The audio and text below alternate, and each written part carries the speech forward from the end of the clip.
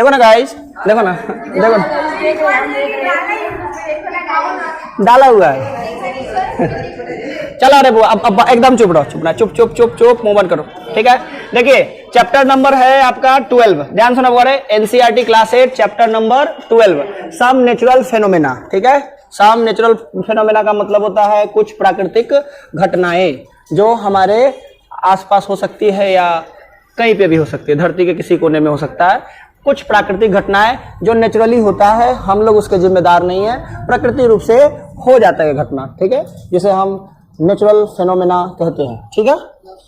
इसका डेफिनेशन होगा कि phenomena which occurs due to natural forces and circumstances is called natural phenomena. Hindi medium का लिखा हुआ नहीं है तो मैं बाद में एडिट करके ठीक कर दूंगा।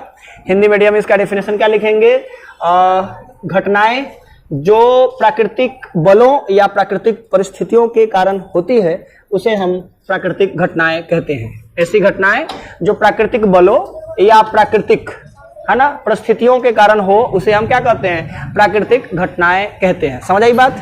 प्राकृतिक घटनाएं कौन कौन सी है, बहुत सारी है। प्राकृतिक घटनाओं में पहला है फॉरेस्ट फायर, जंगल में लगी आग, वो प्राकृतिक घटना है।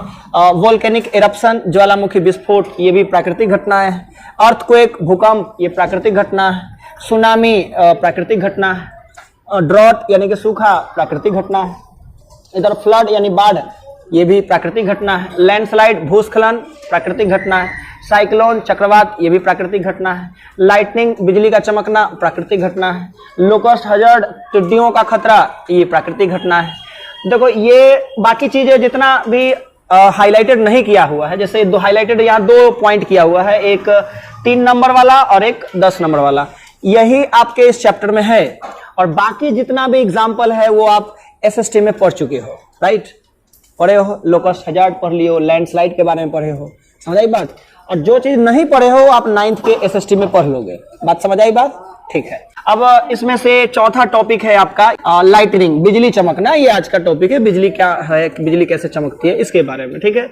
देखिए सबसे पहला चीज अगर पूछा जाए कि ये स्काई लाइटनिंग या फिर बिजली क्या है, तो क्या जवाब देंगे, तो जवाब देंगे कि आसमान में बादलों की आपसी घर्षण, आसमान में होते हैं बादल और बादल आपस में घर्षण करते हैं, क्या कहते हैं, रगड़ाते हैं। आसमान में क्या होता है, बादल, अब बादल आपस में क्या होते हैं, रगड़ाते हैं। कुछ बादल इधर है, कुछ बादल इधर है, तो सारे बादल एक जगह इकट्ठे सटे हुए नहीं होते। आसमान में बादल अलग अलग टुकड़ों में होते हैं और आसमान में बादल के टुकड़े आपस में क्या होते हैं, रगड़ाते हैं, फ्रिक्शन करते हैं, घर्षण करते हैं। और घर्षण करने के बाद एक ऊर्जा उत्पन्न होती है, क्या होती है, ऊर्जा, एक एनर्जी उत्पन्न होती है। अब अगर आप हाथ को ऐसे ऐसे रगड़ोगे तो आपके हाथ में एक प्रकार की एनर्जी क्रिएट हो जाएगी, क्या हो जाएगी, ऊर्जा उत्पन्न हो जाएगी। उसी प्रकार बादल जब रगड़ाएगा तो बादल में एक प्रकार की एनर्जी प्रोड्यूस हो जाएगी, यानी एनर्जी उत्पन्न होगी। इसी को हम स्थैतिक बिजली कहते हैं, क्या कहते हैं, स्थैतिक बिजली। अंग्रेजी में इसे स्टैटिक इलेक्ट्रिसिटी कहते हैं, क्या कहते हैं, स्टैटिक इलेक्ट्रिसिटी। डेफिनेशन लिखे होंगे, the energy generated due to mutual friction of clouds in the sky is called static electricity, it is also called lightning. इस स्थैतिक बिजली को, स्थैतिक इलेक्ट्रिसिटी को हम आसमानी बिजली भी कहते हैं, क्योंकि ये आसमान में उत्पन्न हुई है। बात समझ आई। आसमान में क्या है, बादल, बादल में बादल रगड़ाएगा, बादल में बादल रगड़ाएगा, रगड़ा होने के बाद, है ना, इनमें क्या उत्पन्न होगी, एनर्जी, और एनर्जी उत्पन्न होगी तो इसी एनर्जी को हम स्थैतिक बिजली या स्टैटिक इलेक्ट्रिसिटी कहते हैं। और इसी का दूसरा नाम आसमानी बिजली, स्काई लाइटनिंग कहलाता है। कोई दिक्कत, आगे बढ़े, चलिए। आसमानी बिजली जो है उसमें 2 घटक होते हैं। आसमानी बिजली में बादल के ऊपर वाला हिस्सा पॉजिटिव और नीचे वाला हिस्सा नेगेटिव होता है। कुछ इस तरह से समझिए, देखो जैसे ये क्या है, आसमानी बादल है, तो बादल का ऊपर का हिस्सा हो जाता है पॉजिटिव। देखो आसमान में मान लो कि ये 2 बादल, 2 ही नहीं बहुत सारे बादल होते हैं, आसमान में बहुत सारे बादल होंगे, तो एक बादल ऊपर है, एक बादल नीचे है। बादल, इस पहले वाले बादल का, ये ऊपर वाले बादल का ऊपरी हिस्सा पॉजिटिव है और निचली हिस्सा नेगेटिव है। फिर इस दूसरे बादल का ऊपर वाला हिस्सा पॉजिटिव है, नीचे वाला नेगेटिव है। मान लो कि 2 बादल ऐसे आमने सामने हो तो इधर वाला हिस्सा पॉजिटिव, इधर वाला हिस्सा नेगेटिव हो जाएगा। बात समझ आई। तो बादल का एक हिस्सा पॉजिटिव और दूसरा हिस्सा नेगेटिव। अब चूंकि 2 अलग अलग चीज है इसलिए आपस में 2 अलग अलग साइन है, पॉजिटिव नेगेटिव, यानी 2 अलग अलग चार्ज है, तो ये आपस में क्या होंगे, अट्रैक्ट होंगे और रगड़ाएंगे। समझ आई बात। देखो ये माइनस, इसका प्लस, रगड़ाएगा, अट्रैक्ट होगा। तो यही है क्या, बादलों का रगड़ाना। यही क्या है? बादलों का रगड़ाना यानी कि बिजली उत्पन्न होना। तो ये स्थिति होती है। अब जो कि ये निगेटिव है, जैसे ये बादल है, इसी बादल को यहां से देखिए, ये बादल है, बादल का निचला हिस्सा क्या कहलाता है? निगेटिव। तो ये हमेशा धरती के पॉजिटिव हिस्से को खोजेगा। किसको खोजेगा? धरती के पॉजिटिव हिस्से को। तो धरती पे घास होता है, क्या होता है? घास। और धरती का घास पॉजिटिव कहलाता है। पेड़ का ऊपरी हिस्सा पॉजिटिव कहलाता है। इंसान चल रहा है तो इंसान का मुंडी पॉजिटिव हो जाता है। कोई फोन से बतिया रहा है, जा रहा है एकदम, बस इसको क्या है? पॉजिटिव है। समझ आई बात? कोई लोहे लक्कड़ का कोई सामान रखा हुआ है, मतलब कोई कार लगी हुई है तो कार का ऊपरी हिस्सा पॉजिटिव है, कार की जो बॉडी है पॉजिटिव है। तो जितना भी चीज धरती पर है, या कहीं पानी वाला तालाब, मतलब तालाब तो पानी वाला ही होता है, तालाब है ना, जलाशय, वो क्या है? वो भी पॉजिटिव है। यानी आसमान का जो बादल का जो निचला हिस्सा है वो नेगेटिव, और धरती का जो कोई भी चीज, पेड़ है, इंसान है, या फिर जलाशय है, वो क्या हो जाता है? पॉजिटिव। तो फिर यहाँ पे भी मामला हो जाएगा अट्रैक्ट होने का। यहाँ भी क्या हो जाएगा? अट्रैक्ट। तो यहाँ आसमानी बिजली गिर गई। आसमानी बिजली क्या हो गई? धरती पे गिर गई, आ जाएगी नीचे ना, अट्रैक्ट होके धरती पर गिर गई। तो इसे हम वज्रपात कहते हैं। क्या कहते हैं? वज्रपात। बिजली के बारे में, और जो बिजली में क्या होता है? बिजली में क्या होता है? चार्ज उत्पन्न होता है। बिजली, आसमानी बिजली जो है एक चिंगारी है। आसमानी बिजली क्या है? चिंगारी। पल भर के लिए उठती चिंगारी। तो पल भर के लिए उठती चिंगारी के बारे में पहले ही बता दिया था किसने? बेंजामिन फ्रैंकलिन ने। किसने बताया था? Benjamin Franklin. हाँ, उन्होंने बहुत बताया था कि अगर रात के अंधेरे में अगर आप स्वेटर उतारोगे, है ना, स्वेटर, तो आपके शरीर से रगड़ा कर स्वेटर जो है चट-चट की आवाज करेगा, और थोड़ा सा आपको स्पार्कल नजर आएगा अंधेरे में। क्या नजर आएगा? स्पार्कल।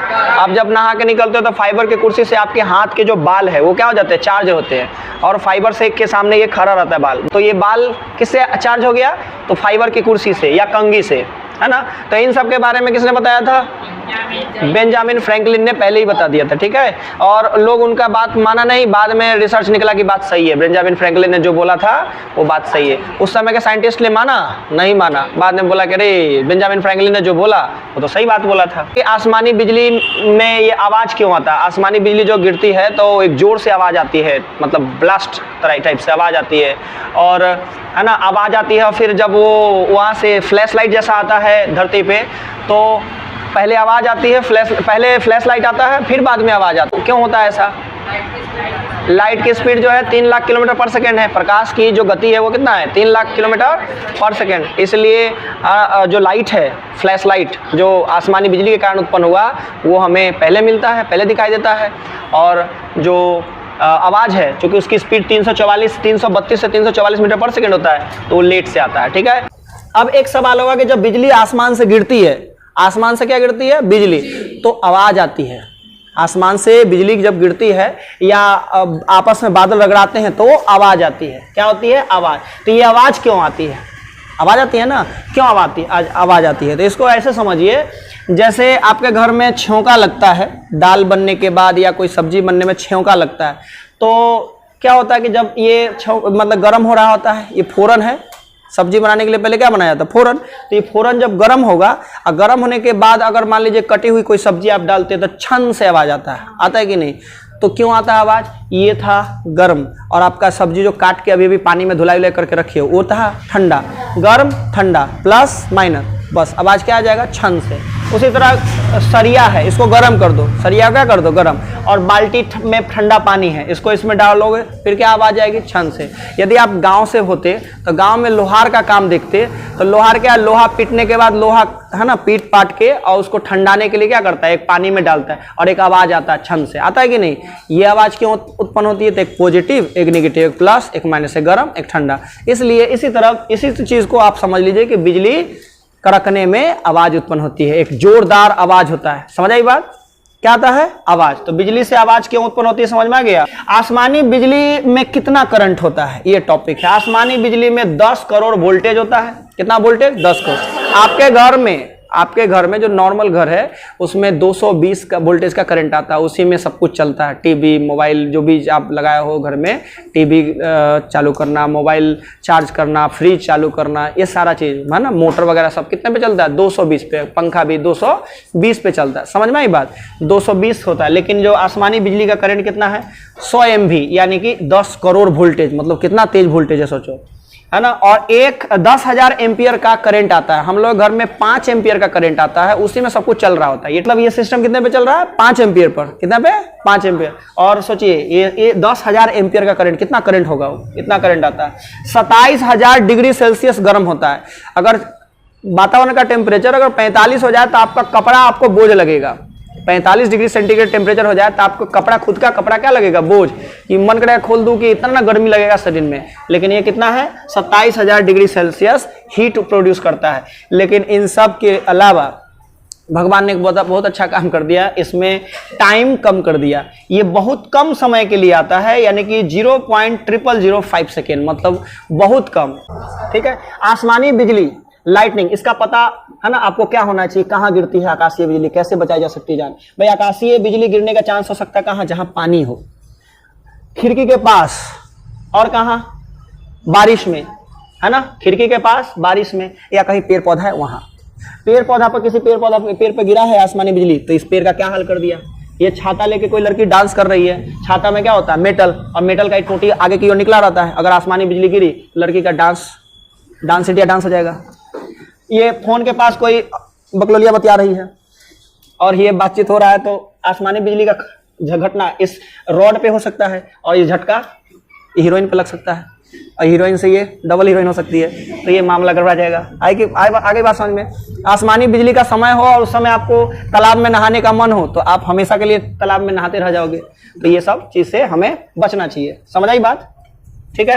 आसमानी बिजली सबसे ज्यादा मध्य प्रदेश में रिसर्च आया कि आसमानी बिजली अपने भारत में कभी गिरी है तो सबसे ज्यादा कहाँ है? तो एमपी में गिरती है, यानी मध्य प्रदेश में सबसे ज्यादा आसमानी बिजली गिरी है। यहाँ स्टैच्यू ऑफ लिबर्टी में। कहाँ है ये?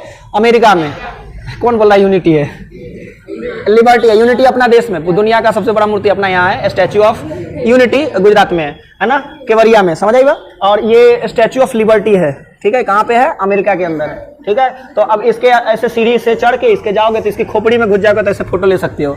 इसी पे सबसे ज्यादा आसमानी बिजली गिरी थी। आसमानी बिजली गिरेगी तो कैसे? या तो ऐसे, या फिर ऐसे, है ना, या फिर ऐसे, ये गिर सकती है आसमानी बिजली। आगे बात समझ में। क्यों गिरती है बिजली? क्यों मरते हैं ज्यादा भारतीय? भाई भारत में वन और भारत में जो व्यवस्था है बादल का, वो सबसे ज्यादा है। तो इसका एक वजह है कि आसमानी बिजली गिरेगा यहाँ पे। ठीक ना। 80% मेल मरते हैं और 20% फीमेल। आसमानी बिजली गिरने से ज्यादातर लड़के मरते हैं, पुरुष मरते हैं, लड़की कम मरती। इसका एक कारण है कि ज्यादातर बाहर काम करने के लिए, और ज्यादातर बाहरी काम के लिए, है ना, जेंट्स ही जाते हैं। लेडीज को कोई भी काम मिलता है तो ऑफिशियल जॉब, है ना। ऐसा नहीं है कि लेडीज नहीं काम करती, सारा काम करती है, बट मैक्सिमम यही देखा गया है कि जो लेडी है उनको अच्छा सॉफ्ट कॉर्नर पकड़ा दिया जाता है और जेंट्स को हार्ड कॉर्नर। तो इस वजह से वो बाहर रहते हैं। तो आसमानी बिजली का खतरा सबसे ज्यादा किस पे रहता है? मतलब लेडीज खुद बिजली है तो उसको कोई क्या बिजली मारेगा ये? क्या बोल रहा है? लेडीज 20% है। हाँ। आसमानी बिजली जब शरीर पे गिरती है तो कैसा होता है? ऐसा दाग होता है, पीठ पे इस तरह का दाग होता है आसमानी बिजली। एक जानवर को गिरा तो ये कुछ ऐसा है, टैटू जैसा निशान हो जाता है, या पैर के जड़ की छाप जैसे निशान हो जाती है यदि आसमानी बिजली शरीर पे गिरती है। बिजली के झटके लगने से इंसान के मस्तिष्क और दिल अधिक क्षति पहुंचती है और इंसान मर जाता है यदि ऐसा हो इंसान के साथ। तो फिर एक आपका सवाल होगा कि पागला आदमी सबको, जो रोग का मस्तिष्क रोगी है, उस सबको बिजली का झटका क्यों देते हैं? तो जिसके वजह से उसका दिमाग असंतुलित हो गया है, उसको संतुलित करने के लिए बिजली के झटके पल भर के लिए दिए जाते हैं। समझ आई बात? कोई दिक्कत? बारिश के साथ आसमान में बिजली करके तो क्या करे? तो बिजली करके तो क्या करें? सबसे पहले खुले आसमान के नीचे नहीं रहे। अगर घर से बाहर हो तो घर से अंदर चले जाओ। ठीक है। टीन या धातु के शेड वाले घरों से दूरी बचाए। टीन वाला घर में नहीं घुसो, उससे खतरा है, क्योंकि टीन वाला जो घर है वो धातु है, मेटल है, और वो पॉजिटिव चार्ज हो जाता है।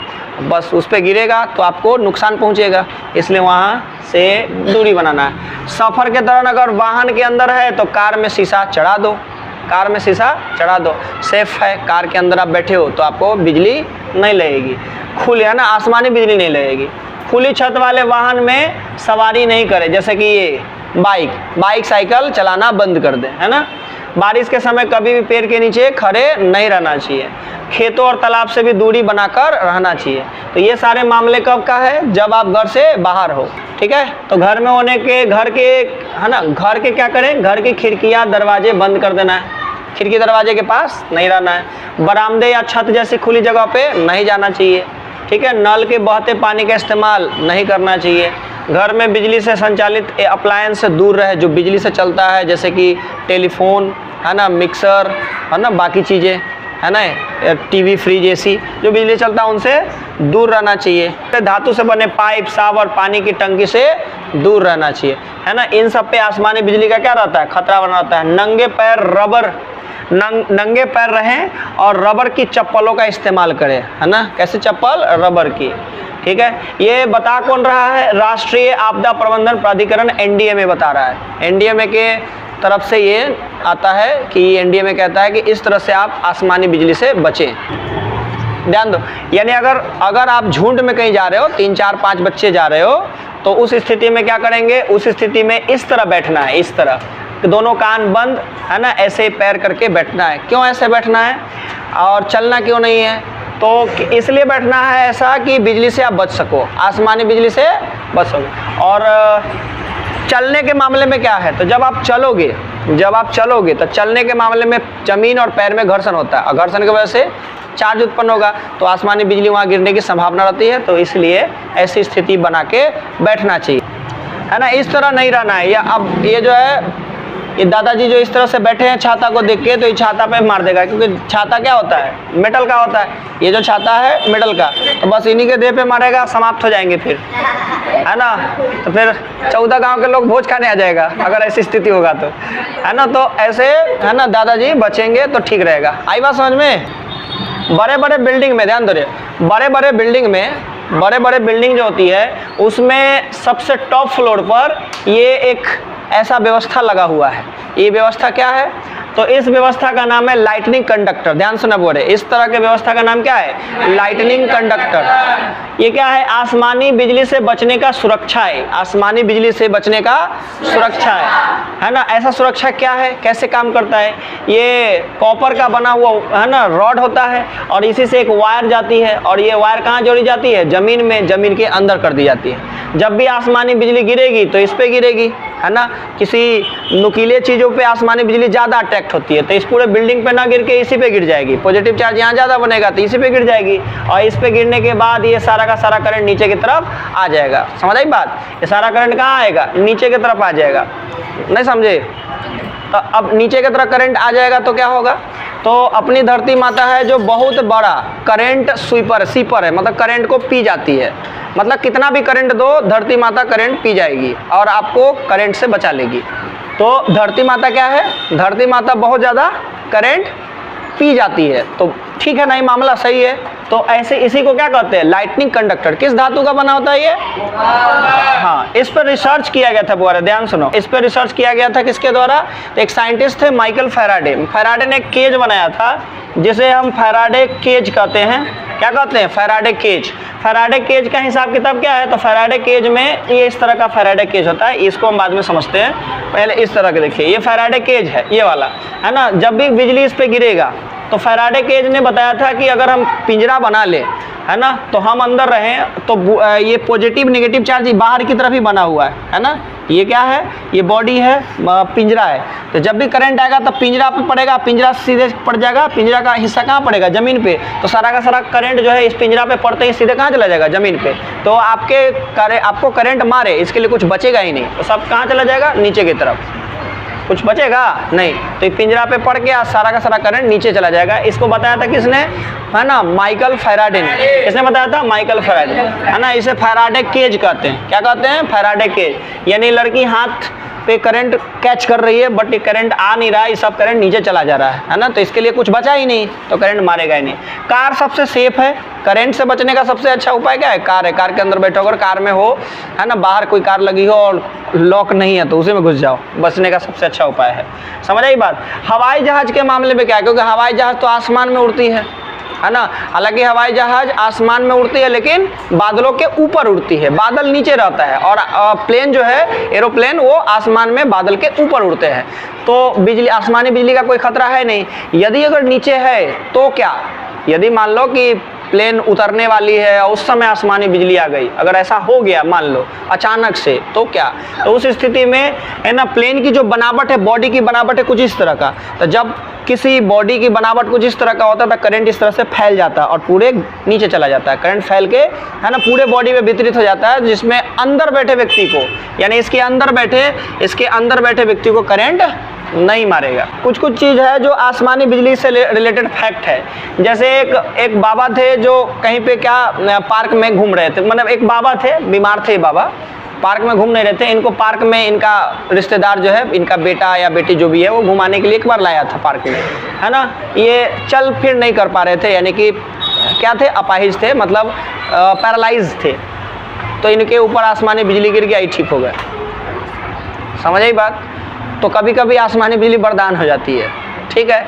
एक व्यक्ति है राय सुलेमान, इस व्यक्ति को बिजली के 7 बार झटके मिले, मतलब आसमानी बिजली के, अब फिर भी जिंदा रह गया, है ना। यानी अगर आपको यमराज ने फ़ोन कर दिया है, यमराज छुट्टी पे नहीं है, तो आसमानी बिजली बस छू दिया आप, समाप्त। तो हम यमराज आपको ले जाएंगे, लेकिन यमराज छुट्टी पे है, हॉलीडे मना रहा है, और उस समय तो आप बच गए, है ना। तो राय सुलेमान के केस में क्या है, यमराज 7 बार छुट्टी पे थे, इसलिए 7 बार करंट मारने के बाद भी इसको, हाँ, तो ये फैक्ट्स है। देखो बड़े, अब ध्यान दो बड़े, देखो ये 2 गुब्बारा है ना, हाँ, जैसे ये 2 गुब्बारा है, ठीक है, बहुत ध्यान देना। ये 2 गुब्बारे हैं और ये 2 गुब्बारे में है ना अभी कुछ नहीं है, तो दोनों गुब्बारा सामने है, ठीक है ना, सामने लटका हुआ, लेकिन इनके बीच चार्ज होगा कब, जब हम दोनों गुब्बारा को अगर रगड़ दें, दोनों गुब्बारा को क्या कर दें, रगड़ दें, तो इसमें चार्ज उत्पन्न होगा। क्या उत्पन्न होगा, चार्ज। अब देखो मान, अभी ये बोल रहा हूँ ना, इसलिए ऐसा हो रहा है। जैसे हम इसको रगड़ना चालू कर रहे हैं, ये क्या कर रहे हैं, ऐसे रगड़ रहे हैं, ठीक है।